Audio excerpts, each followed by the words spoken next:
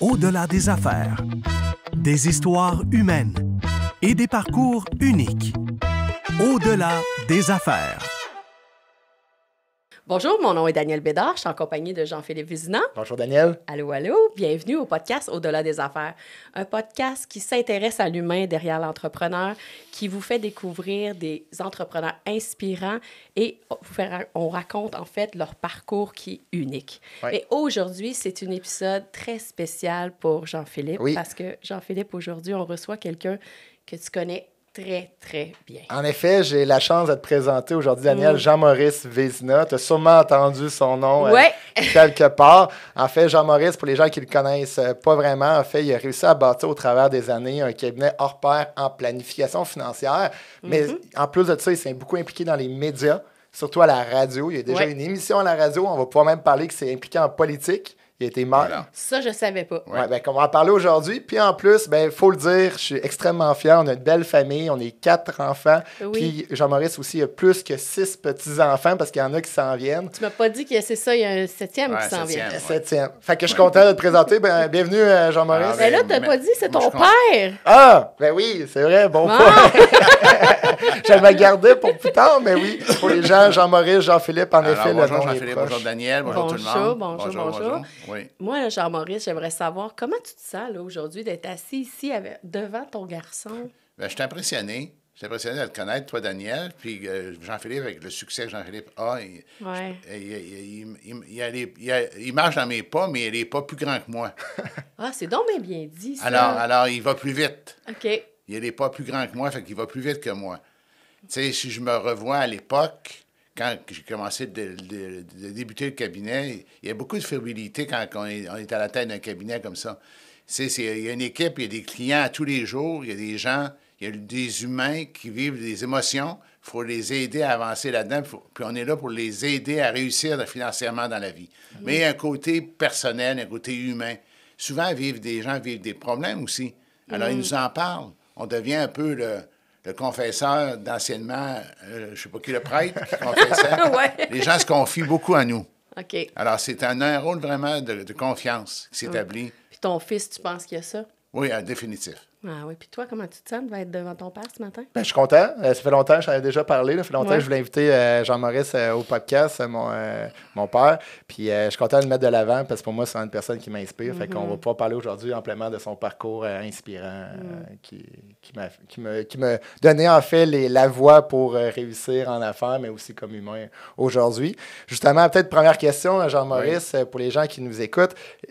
Ton départ, comment ça a commencé? Tu es né sur une ferme. Oui. Puis aujourd'hui, tu as réussi à bâtir Jean-Maurice Vézina, équipe conseil. Oui. Peux-tu expliquer un peu ton parcours? Écoute, c'est pas un parcours typique, c'est un parcours atypique parce que, honnêtement, quand je suis né au monde, j'étais né pour être un agriculteur.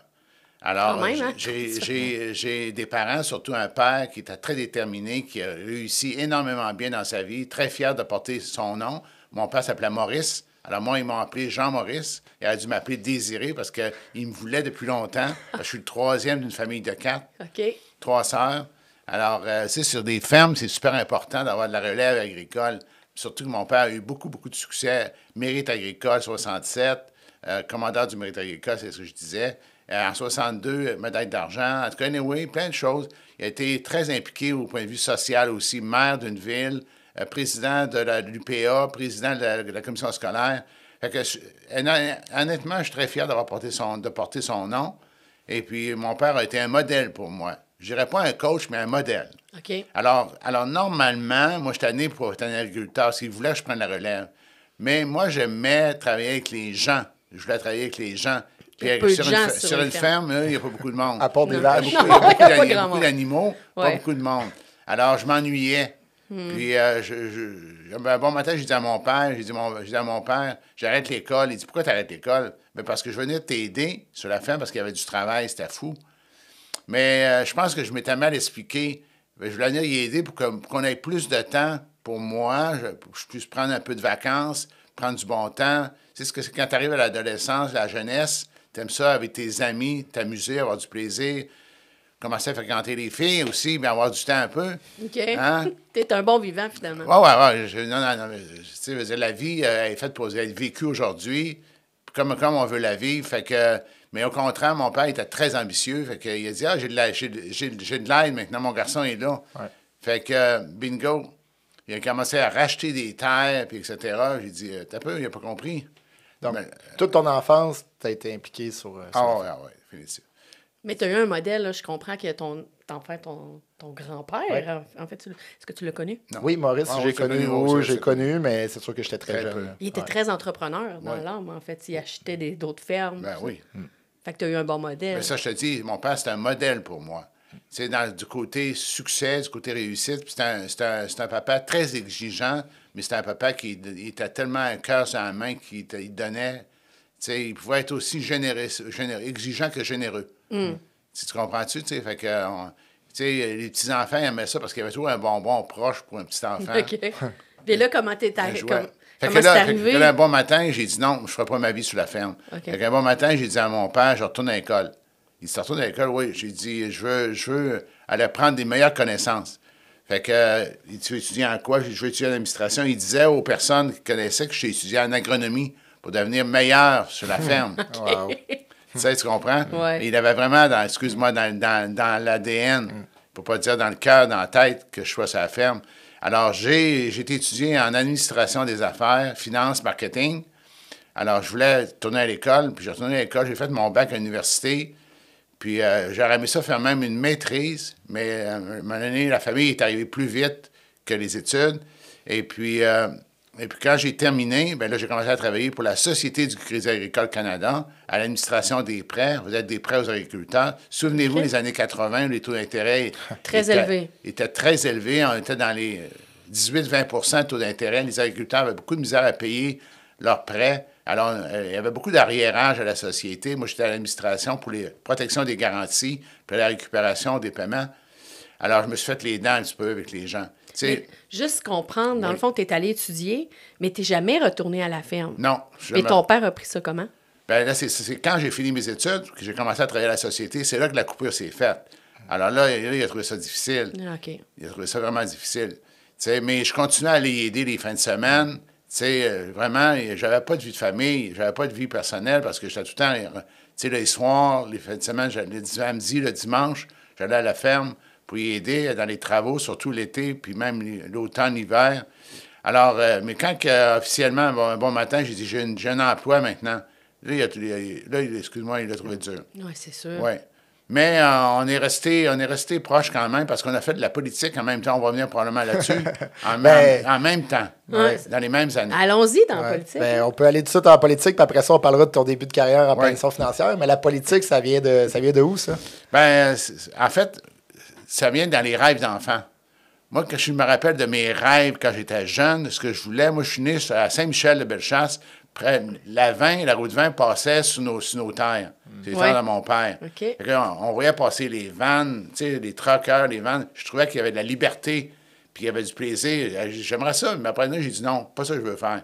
Mais je voulais avoir, je voulais, comment dire, avoir de la liberté. Ouais. Je trouvais que les truckers avaient de la liberté, ils roulaient, Alors, je m'étais dit, pourquoi moi, je n'irais pas en politique? Je me voyais premier ministre du Canada. Ah, ben oui, pourquoi pas? Ah ouais, why not? À l'époque, c'était le Trudeau-père qui était? Oui, c'est ça. C'était Trudeau-père qui était là à l'époque. Et d'ailleurs, j'ai été sollicité pour me présenter au fédéral à l'époque, dans le temps, quand j'étais maire. Puis que là, la mairie est arrivée parce que moi, je résidais, que je me suis installé quand je me suis marié avec ma conjointe à Lévis. Alors, j'allais aider à mon père parce que ma conjointe était proche de son travail. Il faut y aller à pied. Comme tout couple qui commence, un enfant qui arrive, ma fille qui arrive en premier en 1980, ma fille est arrivée. On s'est mariés en 1978. Et puis rapidement, l'école, c'est terminé. Il faut gagner de l'argent. Tu comprends-tu? Ah oui, là, tu as un enfant. Là, j'ai un enfant, là, puis ma conjointe travaille proche. Puis alors, on a un auto. Fait que moi, j'allais travailler avec l'auto, parce que j'allais à Québec travailler, puis ma conjointe allait travailler à pied, ça allait bien. Puis j'allais aider mon père sur la ferme. Fait que là, il faut gagner de l'argent. Fait que, honnêtement, on a fait ça un bon petit bout, mais quand j'ai eu mon emploi à la société, ça, il a trouvé ça difficile, mon père. Fait que là, un bon matin, j'ai dit non, moi, à la société, je ne ferai pas ma vie là. Je voyais qu'est-ce qui se passait, je voyais pas qu'il y avait du dynamisme. Tu sais, ça prend entrepreneur. Puis je venais d'une famille d'entrepreneurs. Mon père, mes oncles, C'était tous des entrepreneurs, tant du côté de ma mère, du côté de mon père. Fait que je m'étais dit, non, moi, je veux être un entrepreneur. Comment on peut faire pour faire de l'argent? Tu sais, je voulais avoir un beau style de vie. J'avais des rêves, un beau style de vie. L'appât du gain un peu, là. L'appât du gain dans le bon côté des choses. Pour donner une belle situation économique familiale à mes enfants, à ma famille. J'avais ces ambitions-là. Puis si je m'enrichis, mais tant mieux. T'avais-tu aussi le désir de démontrer que tu étais capable de bâtir une entreprise par toi-même? Bien, ça, c'est venu un peu plus tard. OK. C'est venu un peu plus tard. Fait que là, en tout cas, bref, à la Société du Crédit Agricole, c'est une belle entreprise. On faisait des prêts, on les aidait beaucoup, je pense. Mais moi, je ne me voyais pas là à long terme. Parce que je voyais les gens qui travaillaient là, puis ils étaient comme en milieu de carrière, puis ils n'avaient pas d'ambition. Ils flânaient dans le jour. Puis moi, ben, je travaillais fort parce qu'on avait beaucoup de travail. Mon patron me fait venir à son bureau, il me dit, Jean-Maurice, sais-tu qu'il y a des breaks l'avant-midi à 10 h, puis qu'à midi, on dîne de midi à 1 h, puis on termine à 4 h 30 le soir? Mais pourquoi des breaks? Ben pourquoi, à quoi ça sert, ça? Ben, j'ai dit, regarde, moi, j'ai pas besoin de ça, des breaks. Il dit, Jean-Maurice, je te demande de faire tes heures. J'ai dit, ah oui, OK. Puis il dit, on finit à 4 h 30. Je dis, je peux travailler jusqu'à 6 h, moi, il n'y a pas de trouble. Fait que, il me dit, j'ai dit, OK, non, je vais. Parce qu'il y en a qui jasent beaucoup dans le bureau, que tu travailles trop, puis tout ça. Il dit, oh, bateau, il n'y a pas d'avenir ici, même pour moi. Ça ne marchera pas. Non, ça ne marchera pas. J'ai dit, il faut que je fasse autre chose. Alors là, je me suis mis à la recherche de d'autres choses. Quand mon patron, à l'époque, m'a dit ça, j'ai dit, non, je ne pourrais pas avoir d'autonomie ici, puis de liberté. Fait que, là, Et la politique est venue à ce moment-là? Non, pas à ce moment-là. Fait que là, j'ai dit, il faut me mettre à la recherche de d'autres choses. J'ai regardé différentes possibilités. M'acheter un McDonald's, une franchise McDonald's, C'était-tu 1 million dans ce temps-là? Oui, c'était beaucoup d'argent. Ouais. Puis j'avais pas assez de fric pour acheter. Puis j'étais trop gêné pour donner de l'argent à mon père, surtout. Ouais. OK. Tu comprends? Oui. Maintenant, de marcher à la Bourse de Montréal, j'ai regardé différentes choses. Et ça s'est présenté à les vendre de l'assurance, excuse-moi le terme, avec la Confédération Life. Là, j'ai regardé ça et j'ai dit, wow, non, je me vois pas là. Confédération Life, vendre de l'assurance, tu sais, ça faisait pas partie de ma vision. Et j'ai dit, OK, mais regarde, là, j'ai eu un bon pitch de vente, excuse-moi le terme. Puis je pense qu'ils m'ont bien découvert. Ils voyaient que je voulais faire des sous. Fait qu'ils m'ont proposé des choses. Fait que j'ai dit, regarde, je vais y aller. Fait que j'ai commencé, ma première année, j'ai commencé dans le domaine de l'assurance avec la compagnie Confédération Life, très bonne compagnie. Et puis, ça a bien été, vraiment bon démarrage. Mais rapidement, ma conjointe à l'époque était cliente chez Investors. Alors, son conseiller vient la voir, et puis on placote, tout ça, il me dit, qu'est-ce que tu fais? J'y explique un peu. Il me dit, va voir, il dit, mon patron, M. Larochelle, au bureau. Il dit, va le voir. Il dit, prends rendez-vous. J'ai pris rendez-vous, je suis allé voir M. Larochelle. Alors là, je vais un peu vite, mais quand même. Alors, M. Larochelle, je pense qu'il a découvert en moi une capacité d'entrepreneur. Il m'a dit, gars, Jean-Maurice, c'est frère, tu t'en viens avec nous autres. J'ai dit, écoute, attends un peu, là. Moi, j'ai des clients là, à la Confédération Life. Je me suis engagé envers eux pour leur dire que je vais m'occuper d'eux, je vais les servir, c'est pas grave. Il dit, tu les emmèneras. Il dit, tu vas leur dire que tu as changé d'orientation pour leur offrir un coffre à outils plus garni dans la planification financière. Pas juste de l'assurance. C'est ça. Tu sais, on va aller plus loin que l'assurance. Parce que IG était reconnu pour faire de la planification et encore plus aujourd'hui. Ouais. Fait que j'ai dit, c'est pas bête ton idée. Fait que là, pour me convaincre encore, il m'a mis le doigt dans l'engrenage, quasiment le bras. Il m'a dit, fais tes permis, ça prend des permis pour faire notre travail. Puis il dit, après, tu décideras. Fait que j'ai fait mes permis. Fait que le bon matin, il m'appelle, il me dit, écoute, t'as tout passé tes examens, c'est bon. Il dit, en septembre 85, on était en septembre 85, oui, il dit, moi, je fais une école de formation, j'ai une place pour toi. Faut que tu me confirmes dans 24 heures que tu viens. J'ai dit, donne-moi un peu de temps, il faut que je réfléchisse, là. Parce que moi, je m'étais engagé envers mes clients que j'avais à la Confédération Life. Fait que là, j'étais un peu mal à l'aise. Fait que là, il me rappelle au bout de 24 heures. Moi, je n'avais pas rappelé encore. Il me dit, puis que tu peux décider? Non, on peut décider encore. Il dit, écoute, on va faire une affaire tout de suite. Il dit, il y a une place le 3 septembre. Si tu ne viens pas, après ça, tu m'oublies à jamais. Oh, tu sais, tirer le tapis. Il t'a mis sur un ultimatum. Oui, tu sais, le tapis, il voulait me glisser le tapis en dessous des pieds. Ouais. Là, j'ai dit, OK, ben attends un peu. Là, j'ai dit, je te rappelle demain. Fait que je l'ai rappelé le lendemain, j'ai dit, j'embarque. Alors, je pense que la planification est venue à moi plus que moi, je cherchais la planification. Ouais. En fait, est-ce que M. Larochelle a vu ton potentiel? Ben, je pense que oui. Ouais, parce que surtout d'entrepreneurs. Oui, c'est ça. C'est la capacité que j'avais à communiquer, la capacité que j'avais à travailler avec les gens, dans la vision plus large que je voulais amener aux gens. Je pense qu'il a vu ça, il a reconnu ça rapidement. Au début, en 85, quand tu as commencé avec Group Investors, aujourd'hui, c'est rendu IG Gestion de Patrimoine, le nouveau nom. Là. Oui. Mais quand tu as commencé en 85, au début, c'était surtout plus de direction, plus de coach. Non, quand j'ai commencé, c'était la vente. On vendait des produits d'épargne. OK. On motivait les gens à épargner de l'argent. Avec vraiment un bon pitch de... Tu sais, dans la vie, il faut ramasser des sous. La majorité des gens, beaucoup de personnes ont des fonds de pension. L'argent est parti sur la paye avant qu'ils reçoivent leur paye. Ouais. Pourquoi on ne mettrait pas de l'argent de côté quand on dit payez-vous d'abord? On leur vendait l'idée de se payer d'abord. Alors, je pense que les gens, s'il y avait une bonne approche au point de vue de l'épargne, c'est surtout de l'épargne. Alors, rapidement, après, ils ont vu en moi aussi un profil probablement de gestionnaire. Ils m'ont demandé de prendre en charge une équipe de conseillers. Ça, rapidement? Oui, tout de suite dans la première année, à la fin de la première année. On appelle ça directeur de division. Alors, j'ai dit oui, j'accepte. Il dit, t'en parles pas de ta conjointe? Je lui ai dit, ah oui, d'accord. Mais quoi, c'est du développement. On va de l'avant. Ben, Moi, le fait d'être directeur... Elle connaissait aussi, là. Oui. Le fait d'être directeur de division, pour moi, c'était comme une entreprise. J'ai dit, hey, ça correspondait vraiment à ce que je cherchais. Fait que rapidement, alors comme ça, et puis après, pas longtemps après, il y a une règle chez Investors qu'à 65 ans, tu laisses le management. Fait que M. Larochelle, il s'en allait sur 65 ans. Dans la deuxième année, fait que là, ils m'ont demandé, avec le vice-président provincial, ils m'ont demandé, ils sont venus me rencontrer, ils m'ont dit, est-ce que tu aimerais prendre la direction régionale? J'ai dit, oh, ça, c'est un gros... Là, tu as quel âge à ce moment-là? Écoute, je suis très jeune. Oui, c'est ça. Moi, je suis retourné à l'école, alors j'étais un peu plus vieux. J'étais dans le début de la trentaine, on va dire. Début de la trentaine, mais c'est quand même jeune de prendre la gestion. Oui, directeur régional. Directeur régional, j'ai dit, OK, c'est un beau défi. J'ai dit, merci beaucoup. Mais j'ai dit, je vais en parler à ma conjointe. Parce que là, j'étais en même temps maire d'une ville. Oui, c'est ça, c'était en même temps. C'est ça. Mais de quelle ville? Attends, Beaumont, sur la Rive-Sud de Québec. Oui, OK. Alors, bref, là, je remets les choses dans sa perspective. Quand j'ai fini l'université, puis j'ai commencé à travailler en 85, non, pas 85, 82. OK.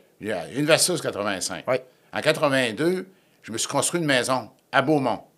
Je me suis acheté un terrain à Beaumont, construit une maison. Mon père m'a beaucoup aidé au point de vue de support financier pour la maison, puis le terrain cash. Puis il m'a beaucoup aidé. On a bâti la maison, on s'est installé à Beaumont. Et tout de suite, dans la même année, à Beaumont, il est arrivé un conseiller municipal qui a démissionné. Il y a eu des élections. Et les gens du quartier, il y a des gens dans le quartier qui étaient amis, on se fait des amis, anyway. Ils ont dit, hey, Jean-Maurice, il faut que tu te présentes. Il y avait surtout un dossier qui était super important à la ville, que je n'étais pas d'accord, que le maire faisait. Il faut que tu te présentes, Jean-Maurice. Je me suis présenté, on a eu des élections, j'ai été élu conseiller. Et là, le maire a continué son projet, que moi, je n'étais pas d'accord. Alors, je me suis opposé à ce projet-là. Et là, le maire a démissionné. Il faisait démissionner le monde.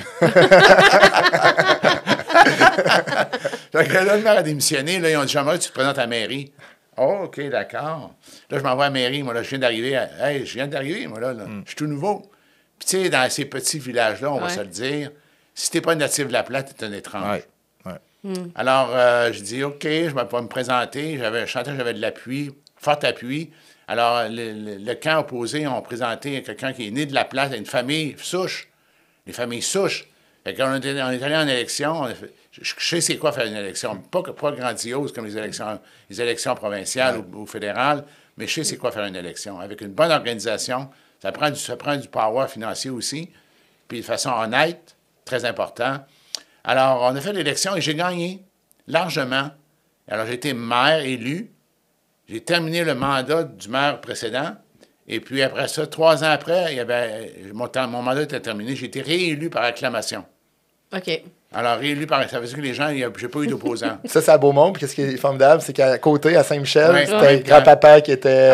oui, mon papa était maire à Saint-Michel, la ville voisine. OK. Fait qu'on a siégé à la MRC de Bellechasse. Ensemble. Père-fils, ensemble. Ça a fait les manchettes provinciales. Oh, wow. Mais sais-tu qu'est-ce que je retiens rapidement de ton histoire, Jean-Maurice? Probablement que tu t'en es conscient, là. Mais les gens qui ont passé dans ta vie t'ont montré un chemin qui te revenait. Dans le sens que M. Larochelle a un grand impact dans ta vie. Oui. Puis, gars, le monde de Beaumont a un grand impact dans ta vie. Te dire, regarde, tu l'as le potentiel, go, vas-y à la mairie. Peut-être que tu ne l'aurais pas fait si les gens ne t'avaient pas montré ce chemin-là. J'ai eu un entourage qui m'a vraiment aidé. Tu sais, les gens sur ton parcours dans ta vie peuvent te montrer de la lumière, te montrer Oui, pourquoi? Jean-Maurice, tu te présentes à la mairie. Mais, tu sais, moi, je me sentais un peu mal parce que je n'étais pas natif de la place, 1. 2, puis je connaissais la mentalité. 2, je venais d'arriver à Beaumont. Tu sais, habituellement, c'est des gens, ça fait longtemps qu'ils demeurent là. Je connaissais quelques dossiers, mais il y avait un gros projet de système d'incendie, puis j'avais des idées là-dessus, puis j'en parlais. Les gens aimaient mes idées. Puis j'ai lu beaucoup là-dessus, puis Jean-Maurice, c'était le plus jeune maire au Québec. Oui. À l'époque? Oui, j'étais un des plus jeunes maires à l'époque au Québec. OK. Puis mère, père, fils à la même MRC, ça a fait les manchettes. Ah, wow. Oui, vraiment reportage à TVA, etc., etc. OK. Oui. Fait que ça nous amène à peu près quand tu as commencé en même temps chez... Fait que là, j'étais en même temps maire et directeur régional. Directeur, là, je l'ai parlé à ma conjointe. J'ai dit, la direction régionale, là, ça va demander beaucoup de meetings à l'extérieur. Puis maire, c'est des réunions, la semaine, des réunions. Puis, tu sais, les gens, quand tu es maire dans un petit village, une petite localité, les gens se présentent chez nous le dimanche. Ils viennent te voir directement. Fait que moi, j'avais développé comme technique, je leur disais, écoute, c'est le fun que tu viennes me voir. Mais il y a une chose, c'est que moi, je peux l'oublier. Demain, lundi, tu t'en vas au bureau municipal, il y a un directeur régional, un directeur général. Tu vas y parler de ta situation pour pas que je l'oublie. Tu comprends? Fait que les gens ils disent, OK, non, mais ça se passe à la municipalité. Il fallait être organisé, ça, c'est sûr. C'est sûr, il fallait être organisé parce que en même temps, Fait que là, le temps était vraiment, la famille grandissait. J'avais un deuxième enfant. La famille grandissait, mais j'avais une conjointe fantastique. Conjointe fantastique. Ça nous amène en 96, où est-ce qu'officiellement, tu as parti le cabinet. Donc, tu as lâché la direction pour vraiment être travailleur autonome, développer ta propre clientèle. C'est quand même incroyable parce qu'en 96, Jean-Maurice a commencé avec quelques clients qui étaient avec une adjointe. Puis aujourd'hui, on est rendu avec 12 personnes dans l'équipe au travers des années. La clientèle, on est rendu avec au-dessus de 800 familles clients. Donc, il a réussi à bâtir de quoi d'exceptionnel. Mais en fait, je vais préciser, tu sais, dans la vie, on a un parcours. Puis on a une personnalité. Oui. Moi, je ne sais pas si tu dégages un peu ma personnalité. Oui, je la dégage tout à fait. Je suis assez directif. Oui. Puis je sais ce que je m'en vais. Oui. Fait que comme directeur régional, j'avais beaucoup d'ambition. Je voulais que mon bureau soit des premiers au Canada. Comprends-tu? Fait que, la pomme, elle tombe pas loin de là. Pour faire ça, il faut que l'équipe suive. Ouais. Alors, j'étais très exigeant. Le lundi matin, ils m'ont appelé les conseillers à 8 h le matin, leur demander comment tu as de rendez-vous, comment tu penses faire de vente cette semaine. Puis bien que je réveillais à 8 h. Il allait tordre les orteils à 8 heures. Il faut que ça parte la roue. Ouais. Là, il s'est présenté un dossier dans lequel, en tout cas, je ne veux pas le raconter, mais il se présente toujours une situation dans laquelle je me suis défendu via IG, groupe investisseur, par rapport à mon conseiller qui concernait un autre conseiller d'un autre bureau. Et là, ça a créé un peu d'amiosité. Alors, il y a des conseillers dans le bureau qui m'ont montré la porte en disant, tu pourrais aller faire autre chose que le directeur régional. Tu es trop exigeant. C'est à peu près ça, grosso modo. Fait que là, j'ai décidé, oui, OK, d'accord, on va aller faire d'autres choses. Fait que, bref, en 96, c'est ça. En 96... Mais attends, tu trouvais-tu exigeant, toi? Est-ce que tu te trouvais exigeant? Non, OK. Non, mais, tu sais, je dérangeais. Je dérangeais. Tu comprends? Fait que là, en 96, avec des personnes, vice-présidents, on discute, je dis, regarde, je vais laisser la direction régionale pour pas créer d'amiosité. Fait que tu vas faire quoi? J'ai dit, là, je prends un mois de vacances. Parce que j'ai une famille. T'avais jamais pris ça avant? J'avais pris ça dans ma vie. J'ai jamais pris de vacances dans ma vie. Un mois, pensez-vous à ça? Je suis parti à Hawaï avec ma conjointe. Relax. Et puis en revenant, j'ai dit, moi, je veux développer mon cabinet. Là, à la IG, j'ai dit, IG, je veux rester avec IG parce que je connaissais la valeur de IG. Là, je voyais vraiment qu'IG s'en allait vers la planification financière. Parce que, comme directeur régional, je savais sur quoi il travaillait. Ouais. Fait que là, j'ai dit non, je veux rester avec IG parce que j'ai été sollicité pour aller avec bien des institutions financières. Mais je voulais surtout pas être un employé. Puis il n'y a pas beaucoup d'institutions financières qui m'offraient le modèle, le package d'être entrepreneur. Dans le domaine financier, pas l'assurance. L'assurance, c'est comment? Mais dans le domaine financier, il n'y a pas beaucoup d'institutions qui m'offraient la possibilité. Puis ça, c'est définitivement ton profil. Oui. Alors, j'ai dit, je reste avec IG, mais je vais développer mon cabinet. Alors, j'ai parlé avec le président du Québec. J'ai dit, donne-moi de la latitude, donne-moi de la liberté pour me développer. Je veux me développer, puis je vais vous respecter les politiques de la compagnie, soyez sans crainte. Puis s'il y a quelque chose, vous viendrez me voir. Fait que là, j'ai commencé tranquillement à développer. Tout de suite, quand j'ai laissé, j'ai pris un peu de vacances. Quand je suis parti en vacances, je me suis engagé une adjointe. Elle dit, je fais quoi? J'ai dit, tu réponds au téléphone. Puis j'ai dit, tu apprends le PFP en ligne. Le outil de planification. OK, d'accord. Non, mais tu réponds. Le package, T'es très drôle quand même. Le package de planification financière, je dis, apprends ça. Ouais. Elle était autodidacte. Quand on va venir, on va faire de la planification. Et là, on était dans l'année où M. Bouchard, le premier ministre du Québec, mettait beaucoup de monde à pied. Alors, j'avais des amis qui me demandaient, Jean-Maurice, viens travailler avec nous, on va aller faire des conférences. Tu as des portes d'entrée auprès de certains ministères. J'ai dit oui, ministère des Transports, Conseil du Trésor. Fait qu'on a commencé à faire des genres de séminaires le midi avec, tu sais, un genre de paravent, Investors. Puis là, on était là avec des petits papiers, on faisait un séminaire sur C'était innovateur, personne ne faisait ça. Personne ne faisait ça. Puis même que moi, je me rappelle de t'avoir vu quand j'étais petit avec le journal, puis tu regardais les ventes de ferme, les ventes de... Jean-Maurice connaissait tous les agriculteurs. Ouais. Ben là, moi, le monde agricole, je connaissais ça. Je savais comment ça se passait. Fait que là, je m'étais dit, moi, je voudrais avoir des clients comme agriculteurs. Mais un agriculteur, ça investit beaucoup dans sa ferme. Ils n'ont pas beaucoup d'argent disponible dans leur vie d'affaires. Il y en a, mais pas tant que ça. Et quand ils vendent, là, quand ils vendent. Oui. Fait que, la meilleure façon de savoir qui vend, c'est d'aller dans la terre de chez nous, aller publier pour avoir des gens. Ils font un encan, ils vendent les vaches, ils vendent le quota, ils vendent la machinerie. Là, ils récoltent de l'argent. Moi, ce que je comprends, tu avais une vision, tu avais des stratégies d'affaires. Voilà. Puis ça fait toute une différence. Il faut être créatif. Ouais. Moi, je pense qu'en tant qu'entrepreneur, il faut avoir du leadership, il faut être créatif, il faut développer ton entreprise. Parce que, ça, je t'ai pas dit, je m'étais engagé du monde. Là. J'avais une deuxième adjointe, troisième adjointe, conseiller associé, parce que là, j'avais de l'ouvrage, j'avais du travail, j'avais de la demande. Comprends-tu? Alors, je prenais le téléphone, j'appelais M. X, Mme Y, qui vendait à sa ferme. Bonjour, je vois que vous faites un encan de vos animaux. Votre quota est-tu vendu? On le vend la semaine prochaine, parfait. Moi, je vais aller vous visiter. Qui vous êtes? Je me présentais. J'arrivais dans la province, Drummondville, Saint-Hyacinthe, la région de Québec, Loubinière. J'y allais directement, quand à fois, chez les gens. Tu as fait beaucoup de développement. Clairement, en plus, tu as été impliqué dans les médias, tu as été impliqué dans différents organismes. Pour toi, la collectivité locale, ça a toujours été important. Mais vraiment, c'est quoi, selon toi, la recette du succès? Pourquoi les gens faisaient affaire avec Jean-Maurice Vézina? Bien, dans notre domaine, Jean-Philippe, comme tu sais, il faut créer beaucoup de confiance.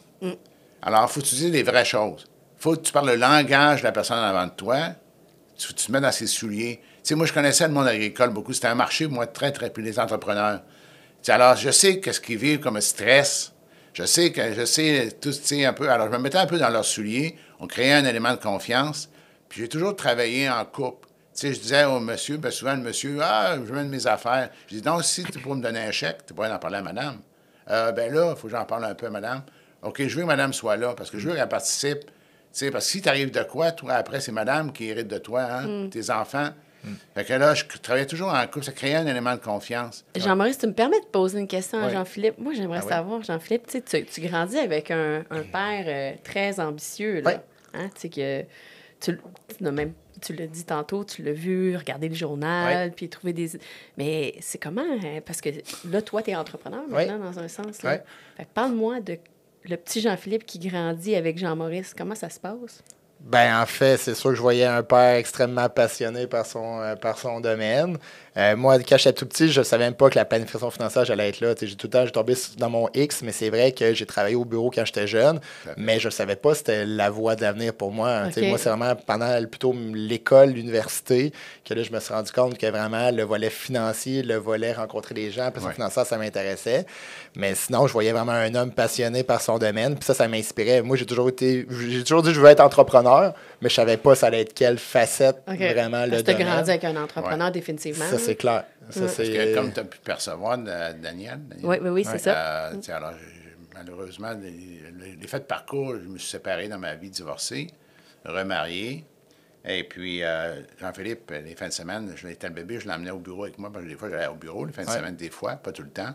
Parce que je voulais prendre du temps avec les enfants aussi, parce qu'il y avait les fins de semaine. Et puis, il écoutait quand j'étais au téléphone, il comprenait, il voyait que ce que je disais, etc. Il a grandi là-dedans. Tu sais. Puis il a vu le modèle un peu du père très entrepreneur. Puis aujourd'hui, je pense qu'encore les valeurs qui pour moi, m'indiquent aujourd'hui que je fais la bonne chose, c'est que je suis une personne qui est intègre, qui est transparent, puis qui est disponible. Puis j'ai bien beau dire que j'ai une maîtrise en fiscalité, que pour moi, le volet fiscal, c'est le volet plus important. Moi, je pense que pour réussir, tu disais tantôt la confiance. Je pense que c'est des éléments que j'ai appris de Jean-Maurice que j'aurais pas appris à l'université ou si j'aurais fait... Oui, bien, tu as eu un bon exemple. Exact. Moi, tu vois, je vois la reconnaissance. Quand ton père parlait tantôt des gens qu'il rencontrait, il formait comme une équipe avec eux, dans le sens il les reconnaissait pour qui il était puis qu'est-ce qu'il avait à vivre. Puis tu parlais aussi qu'il y avait une gestion d'émotions aussi parfois. Là. Bien, tout à fait. Tu sais, veux pas, les gens vivent leur vie, que ce soit avec leurs enfants ou individuellement en couple. Puis moi, j'arrive, mettons, pas mercredi soir, mercredi après-midi, peu importe la journée, l'heure du moment, je sais pas qu'est-ce qu'ils vivent. Il y a des émotions. Soit ce soit pour une question personnelle, ou soit que ce soit par rapport aux enfants. Des fois, ils ne s'entendent pas sur l'éducation, ou que ce soit par rapport aux affaires. C'est des gens, j'avais beaucoup d'entrepreneurs agricoles ou des gens dans le domaine financier, pas dans le domaine financier, dans le domaine de la production, manufacturier, des entrepreneurs, des commerces. Y a-t-il dans ta carrière ou peu importe, il y a des choses que tu dis qu'aujourd'hui tu aurais fait différemment ou tu l'aurais fait... Tu poses une bonne question. Ça devient un peu émotif. Pourquoi? Parce que moi, j'ai accompagné mon père dans les derniers moments de sa vie. J'étais son homme de confiance. Ben, son homme de confiance. Il y avait mes sœurs aussi, mais il n'était pas dans la région de Québec, il était à l'extérieur de Québec. T'es son seul fils? Oui. Alors, vu que je suis dans le domaine financier, fait que c'est moi qui gérais son aspect financier, puis je le conseillais. On a eu beaucoup de temps pour jaser. Puis j'ai demandé à mon père, à un moment donné, premièrement, est-ce que tu as peur de mourir? Il m'a dit, j'ai pas peur de mourir. Ce que j'aime moins, c'est de vous quitter. J'aimerais continuer à être avec vous autres. Tu sais, continuer à passer du temps avec vous autres. J'ai dit, est-ce que tu changerais de quoi dans ta vie, papa? Parce que mon père, si vous faites une enquête, il a la réputation d'avoir été très travaillant. Travailler, 72 heures par jour. Si ça existait, il aurait travaillé 72 heures. 7 jours par semaine, 365 jours par année. Il était tout le temps au travail. Tout le temps. Moi, j'ai vu mon père, souvent, je me levais le matin, j'étais petit gars, il arrivait de labourer l'automne, parce que l'automne, ça presse, il fallait labourer avant que le froid arrive, les neiges. Il a passé la nuit à labourer. Puis il arrivait, il n'allait pas se coucher, là, il s'en allait à l'étable faire le train. Quand même. Ça, j'ai vu ça, je te dis, sérieux, là, je me suis dit, tabarnouche. Puis qu'est-ce qu'il t'a dit, ton père, qu'il aurait fait différemment? Il m'a dit, écoute, non, je me suis défoncé dans la vie, je referais la même affaire, sauf une chose. Je prendrais plus le temps de vivre. Prends le temps de vivre. Trouve le moyen de prendre le temps de vivre. Tu sais, je prendrais plus le temps de vivre. Ben, je dis merci. Je dis la même chose aujourd'hui. Prendre le temps de vivre. Est-ce que tu trouves que tu as assez pris le temps de vivre, Jean-Maurice? Moi, je trouve que j'ai eu une très belle vie. La réponse, je te réponds oui, mais peut-être pas assez. Mais j'ai créé un environnement qui fait que, tu sais, moi, partir en vacances, ça n'existait pas plus que 3 jours, 4 jours. Mais partir souvent, partir au trimestre. Quand je commençais à être fatigué au bureau, puis je commençais à perdre patience un peu, j'ai dit, c'est le temps que je parte. Alors, c'était ma politique. Alors, j'ai dit à ma conjointe, es-tu disponible? On part la semaine prochaine, fin de semaine prochaine. On va où? Ça va en Floride. 3 jours. Ah, oui, pas plus que ça. Appelle à l'hôtel pour réserver, pas de trouble. Fait que, mais je partais pas longtemps. Mais tu sais, 3-4 jours. Puis quand je revenais, mes courriels étaient tout réglés tout le temps. Je ne lâchais jamais. Alors, ça, j'ai pris le temps de prendre du temps. Puis, avec ma famille, j'ai créé, en fait, un endroit. On s'est bâti un chalet familial. Je ne sais pas, dans les années 80, le dollar canadien est devenu au pair que le dollar américain. J'ai regardé beaucoup m'acheter un condo en Floride. J'ai décidé de ne pas faire ça. Parce que j'ai dit, la probabilité que je sois avec mes enfants en même temps en Floride est très faible. Bon point. Mais j'ai dit, on va faire un projet familial au Québec. Alors, on s'est acheté un terrain à North-Atlee, sur le bord du lac. On a une vieille maison, un terrain d'un acre. Puis qu'on a mis la maison à terre, on a reconstruit. Ça, j'ai acheté ça en 2015. En 2017, on a reconstruit. On a commencé à rester dedans en 2018. Et on passe l'été, on passe une semaine en famille. Notre place familiale, notre lieu familial qu'on parle souvent, que tu parles aussi souvent, que c'est important. On est 16. Tu sais, mes enfants, j'ai 4 enfants, le conjoint fait 8. Moi, ma conjointe fait 10. Ouais. Puis j'ai 6 petits-enfants. On est 16 pendant une semaine. Il va en avoir d'autres. Il va en avoir d'autres. Ça rentre dans le Il chalet. va en avoir d'autres. Fait que tu as créé cet espace-là avec ta famille. Oui. Puis ils ont participé. On a décidé de faire ça au Québec parce que c'est accessible à tout le monde. Il peut y aller avec sa conjointe, ses amis. Peu importe, on passe du temps en famille, vraiment de qualité. Là. C'est un bel endroit. Comme moi, maintenant, vu que Jean-Philippe qui est au bureau maintenant, je peux me libérer. Je pars le jeudi, je m'en vais à mon chalet, que j'appelle le Chalet's. OK. Parce que c'est plutôt une maison de campagne. En tout cas, anyway, sans aller plus loin là-dedans. Ouais. Parce que c'est grand, tu sais, pour être 16 personnes, il y a de l'espace. Est-ce que tu l'aurais fait plus tôt? Parce que tout à l'heure, Jean-Philippe me demandait... La réponse est non. Non, OK. Parce que quand j'ai changé de maison quelques fois, et j'essaie de me souvenir des années... J'ai construit à Saint-Romuald... C'est quand est-ce qu'on a eu le World Trade Center? En 81? Non, 2001. 2001, excuse-moi, en 81. En 2001, j'ai vendu ma maison que j'avais pour en construire un autre. Mais là, j'ai dit, qu'est-ce que je fais? Est-ce que je m'achète un condo puis je me bâtis une maison sur le bord d'un lac? J'ai regardé en 2001 pour faire ça. Je me suis dit, non, mes enfants n'étaient pas prêts. T'es trop petit. Ouais, toi, t'es pas très bien. Non. Fait que j'ai dit, je suis pas prêt. Plus tard. On va faire ça plus tard. Fait que ça s'est présenté plus tard. Ça nous amène à la question au-delà des affaires. C'est une question qui est un peu plus difficile à répondre souvent dans l'entrevue. On en a tout le temps une. En fait, en 2021, tu as appris une mauvaise nouvelle. Ouais. Tu as appris que tu avais le cancer du cerveau à stade 4. Les médecins te donnaient 2 ans à vivre. Ouais. Aujourd'hui, tu es une force de nature. Tu as battu les statistiques. J'ai C'est battu assez les statistiques, incroyable, ça on va se le dire. Ma question, c'est comment que tu peux justement te relever de tout ça puis dire, gars, go, on fonce, puis on continue. En fait, ce que j'ai fait, la première chose que j'ai faite, tu sais, Jean-Philippe, on avait planifié que je te transfère le bureau en janvier 24. On l'avait planifié en mars 20. Oui, Avant l'annonce. Avant l'annonce. Ouais. J'ai eu mon annonce en août 21. Alors, opération, puis tu sais ce que c'est, puis je voyais que la capacité de traitement. Alors, rapidement, j'ai dit, il faut rassurer la clientèle, puis l'équipe au bureau. Il faut les rassurer. C'est des gens qui travaillent avec nous depuis plusieurs années. C'est quoi l'avenir qu'ils ont? J'ai dit à Jean-Philippe, si tu es prêt, on va faire ça en janvier 22. Alors, à août 21, il me donnait 2 ans. J'ai dit, en janvier 22, on va rassurer la clientèle, puis l'équipe. Tu sais, alors, j'ai dit, moi, je suis prêt, si tu es prêt. Fait qu'il a dit, oui, je suis prêt, parfait. Mais ça, c'est le business, mais je parle de toi. Comment tu as passé à travers ça? Bien, moi, premièrement, ça m'a enlevé de la pression. Tu sais, parce que ça roule au bureau, là. Tu sais, ça dort pas, là. L'équipe est là. On a 12 personnes ensemble, avec tout le monde, 12 personnes. Plus, on a 800 familles clients, quelque chose comme ça. Ouais. Ça tire, excusez le terme. Alors, je ne serais pas capable de mener le bureau, moi, aujourd'hui, même si je file assez bien. Je n'aurais pas la capacité. Je suis capable de donner, excusez le terme, un coup, mais je n'ai pas d'endurance. Tu sais, le matin, j'étais en forme. Dans l'après-midi, mon énergie, excusez le terme, elle plante. J'ai plus d'énergie, j'ai pas de capacité. Fait que il fallait que je fasse quelque chose. Fait que je me suis enlevé du stress. Ça, c'est la première des choses. De toute façon, avec les médecins, pour assurer ma longévité, les traitements, parce que je ne pensais pas les prendre, les traitements. J'ai parlé avec un de mes bons clients qui est médecin oncologue, puis qui m'a dit, Jean-Maurice, tu vas prendre les traitements. J'ai vu ton IRM, je sais qu'est-ce que tu as comme maladie. Prends les traitements, je te le recommande. Merci à cette personne. Oui, merci. Oui. Ouais. Fait que, il dit, si tu veux avoir une pas pire qualité de vie puis faire une longévité, prends les traitements.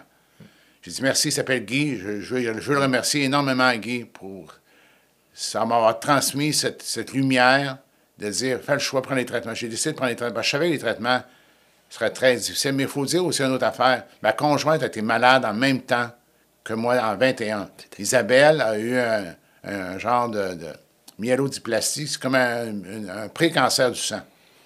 Elle a eu une greffe de moelle osseuse. Elle a changé de groupe sanguin. Ouais. Elle a changé de c'est groupe ça que- sanguin. ouais. Ça, elle a été diagnostiquée en février 21. Ouais. Elle a eu sa greffe au mois de mai 21. Elle sortait de l'hôpital en fin juillet. Moi, je rentrais pour ma maladie en août 21. Fait que les deux, en Ouais, même temps, ouais, vous dans la vivez même toute année. qu'une épreuve. Oui, toute une épreuve. Sérieux, là, c'était tough. Mais je voyais comment que les traitements étaient difficiles pour Isabelle. J'ai dit, les traitements vont me rentrer dedans. Fait que je voulais m'enlever du stress, créer de la confiance avec la clientèle. Puis en même temps, ben, je m'étais tellement bien entouré. J'avais tellement de bons amis. Mes enfants étaient autour de moi. Puis je me sentais entouré. Tu sais, j'avais de l'énergie. Il me semble que j'avais de l'énergie, je recevais, puis aller plus loin. Puis aussi, tu sais, je parle beaucoup à mon père, ma mère. Puis dans la nuit, une nuit, j'ai rêvé à mon père qui il me mettait la main dans le dos. Il me poussait, va de l'avant. Vas-y de l'avant. Vas-y, il y a de la place. Tu comprends? Alors, ça, c'est ce qu'on croit, ce qu'on veut dans la vie. Et j'ai une personne aussi que j'ai beaucoup confiance, énormément, plusieurs personnes, qui m'a donné de la vision. J'ai une personne qui m'a parlé de guérison. Guérison. Oui, il m'a dit, Jean-Maurice, il dit, à tous les matins, je vais parler à Dieu, il m'a parlé de me prier pour toi, pour qu'il te fasse avancer sur le chemin de la guérison. Il m'a donné la lumière, là. C'est le seul qui m'a parlé de guérison. J'ai dit... C'est un beau message d'espoir. Oui, oui. Ben, c'est parce que, aussi, qu'est-ce qui m'a marqué, moi, là-dedans, c'est que, tu t'apprends, excuse-moi le terme, là, pour moi, c'est direct, mais je trouve que c'est ça la vérité, là, t'apprends, t'as un timer. T'apprends par la médecine, des scientifiques, tu as 2 ans à vivre. Fait que ça doit être extrêmement difficile, à vivre par soi-même. Ben, je me rappelle la journée que le médecin me l'a annoncé, là. Tu sais, il me passe un IRM. En l'espace de 5 minutes, elle me dit, M. Vizina, vous avez une tumeur au cerveau. On pense que c'est grave, un glioblastome de grade 4, on pense.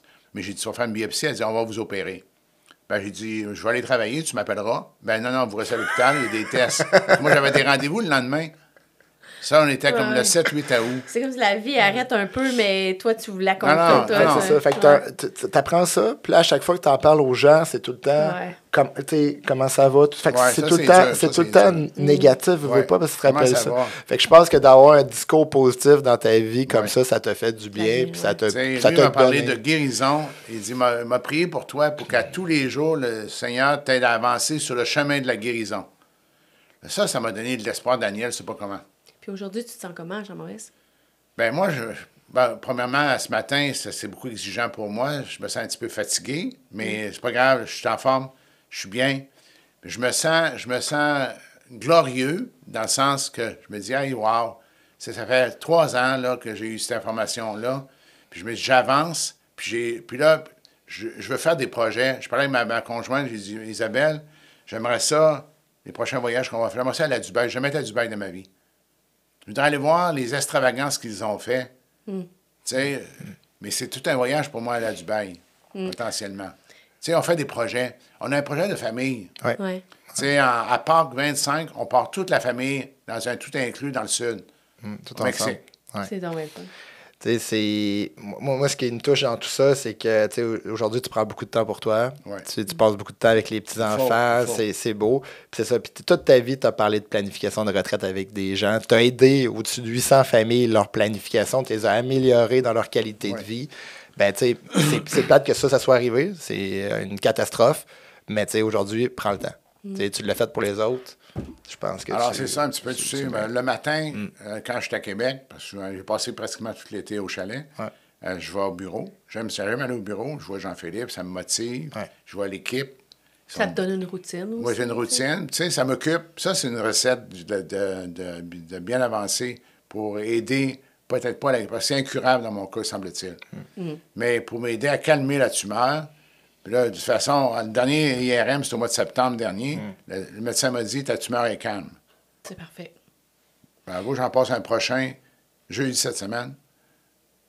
En novembre, j'en passe un prochain. Il me suit aux 2 mois, tu comprends? Parfait. Fait que je m'attends qu'elle me dise que ma tumeur est calme. Parce que, honnêtement, j'ai pas de signes, j'ai pas de maux de tête, j'ai pas de perte d'équilibre. Parce qu'il y a des signes qui pourraient m'amener à penser que ça va pas bien. Alors, je me sens bien. Tu sais, je me sens content d'avancer. Je me sens heureux avec ma famille, mes enfants, mes amis. On fait des voyages. On est allé, la semaine passée, j'étais à Miami. Puis, ça a arrivé comme ça, que j'avais 2 couples d'amis qui étaient là en même temps que moi. On s'est texté, on est allés souper ensemble, sortir. Super, découvert des beaux restaurants, c'est le fun, c'est agréable. Vraiment, tu sais, ça nourrit vraiment la gaieté. Il faut être de la joie dans ta vie. Des projets, de la joie, puis un bon environnement. Moi, je pense que c'est des messages qui font que...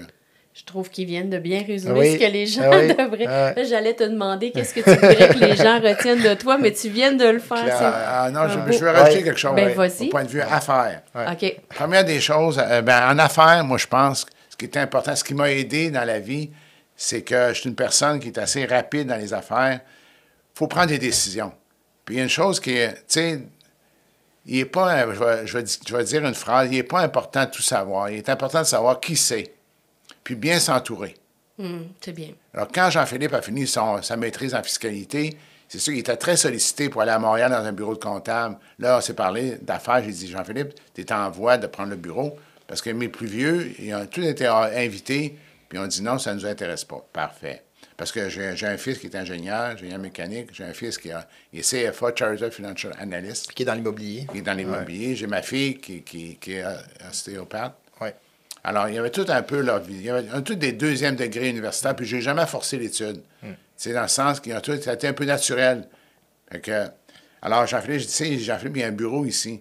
Il y a une belle business, puis de la planification financière. Il m'a dit, je pense à ça. Il m'est revenu, il m'a dit, oui, je veux avancer dans la planification financière. Puis, tu sais, voir l'approche du bureau, je pense que c'est une bonne idée.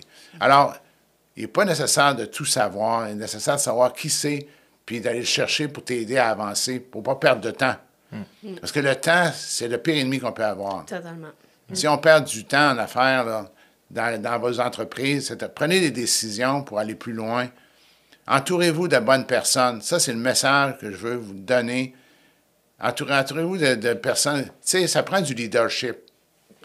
Puis là, j'invite les gens à lire le livre « Artistes, artisans et technocrates » de Patricia.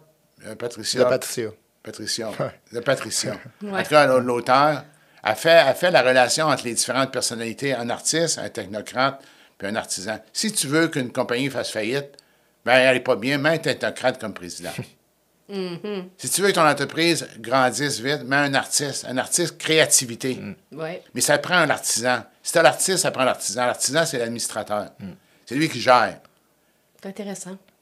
Oui, tu sais, lisez ce livre-là. Vous allez découvrir des belles choses là-dedans pour vos entreprises. Ça va vous donner des lumières. Il est disponible chez Renaud Bré. C'est à 25 $, pas dispendieux. Je ne fais pas de promotion de rien. À peine. Lisez, prenez le temps de lire. Moi, à tous les soirs, en me couchant, je lis pour 1 heure à peu près, maximum. Des fois, je m'endors dessus. Fait que le soir suivant, il faut que je recule de 2-3 pages. Je me souviens plus de ce que j'ai lu. Mais je lis tout le temps en me couchant. Ça me repose, ça me change la journée. Ça m'aide à passer une très bonne nuit. Jean-Maurice, on pourrait passer des heures ensemble avec toi, mais moi, je tiens à te dire que je t'ai connu à travers les yeux d'autres personnes. Je te connaissais pas. J'ai rencontré un humain extraordinaire ce matin. Tu es très inspirant. Merci. Sincèrement, j'avais aucune attente. Jean-Philippe t'en parlait avec beaucoup d'amour que tu voulais recevoir ton père. C'est vraiment un bel épisode. Puis, je trouve ça beau, les messages que tu as passés, le parcours que tu as eu. Je trouve ça intéressant aussi d'avoir le père et le fils ensemble. Je trouve ça beau. Puis, je vais te laisser le mot de la fin. Ben, en fait, moi, j'ai trouvé ça une entrevue fort intéressante parce que moi, j'ai eu la chance de te connaître depuis que je suis haut comme 3 pommes. Même avant. Même avant, en fait, depuis le jour 1.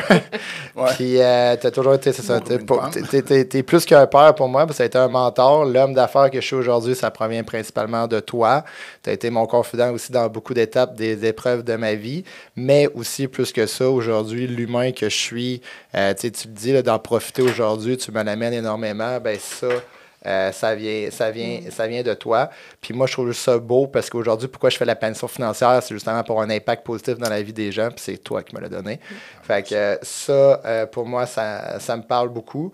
Puis je trouve ça malheureux, les étapes que tu as présentement. Fait que tu sais, je trouve qu'il faut en parler. C'est pas un sujet tabou, il faut en parler. Puis merci de prendre le temps pour toi maintenant. Merci. Oui, bien c'est ça. Tu le sais, quand je commence à être fatigué au bureau, je m'en vais. J'aime mieux aller dehors, aller marcher, faire de l'activité physique. J'étais une personne qui s'est toujours entraînée. Tous les matins, à 5 ans, j'étais au gym. Parce qu'après ça, j'allais déjeuner, je venais au bureau. 7 heures, j'étais au bureau. Fait que là, j'ai plus la capacité de faire ça.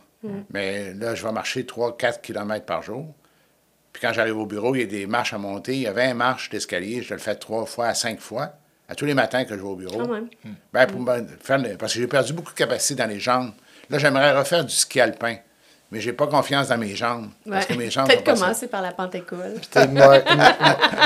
Puis aujourd'hui, c'est bien parce que ça parle beaucoup de Maurice. Maurice, comment il a été une inspiration pour toi. Mais moi, je suis sûr que les petits-enfants, puis même les futurs petits-enfants vont pouvoir écouter cette entrevue-là, puis ils vont être fiers de Jean-Maurice. Merci. Si tu me permets, pas parce que je vais avoir le mot de la fin, mais quasiment. Je te le donne. Moi, sincèrement, je suis excessivement fier de mes enfants. J'ai 4 enfants, je l'ai dit tantôt, Marie-Ève, Pierre-Olivier, Marc-Antoine et Jean-Philippe. Ces personnes-là m'aident beaucoup dans la vie sur un élément. beaucoup d'éléments, mais parce qu'on a une joie. En fin de semaine, on était au chalet. Les enfants sont venus pour m'aider à faire le ménage du terrain avant l'hiver, serrer la terrasse, les tables, les chaises, rentrer le barbecue, etc., etc. Mais tu sais, on a tellement une belle joie de vivre, une belle joie d'être ensemble. Et mes enfants réussissent tout. Tu sais, j'ai pas de trouble avec mes enfants. Tu sais, des fois, dans la famille, on a toujours un qui croche, excuse le terme, des fois qui croche. Mouton noir, mettons. Ouais, Mettons, mais t'en as pas, toi. J'en ai pas. Ouais. C'est formidable. J'ai pas eu de trouble, tu sais, dans la jeunesse non plus. Tu sais, des dérapages à pu finir. Ah, c'est arrivé des fois, des petites affaires des fois, mais pas énormément. Fait que j'ai pas eu d'inquiétude là-dessus. Aujourd'hui, ils réussissent tous très bien en affaires et dans leur vie personnelle. Ouais. Je le souhaite que ça continue vraiment très, très beaucoup. C'est le fun d'avoir grandi les petits. On Vraiment. sent que c'est ta fierté. Oui. Mais merci, Jean-Maurice. Oui. Puis on demande aux gens de nous suivre, de continuer de s'abonner à toutes les plateformes. On est sur Spotify, YouTube. Apple. À Apple maintenant. Yes. Oui, sur tous les toutes épisodes sont plateformes. sur Apple. Alors, merci à vous deux. Merci. Plaisir. Merci, Daniel. Merci beaucoup. Merci à tout le monde. Bonne journée. Au-delà des affaires. Des histoires humaines et des parcours uniques. Au-delà des affaires.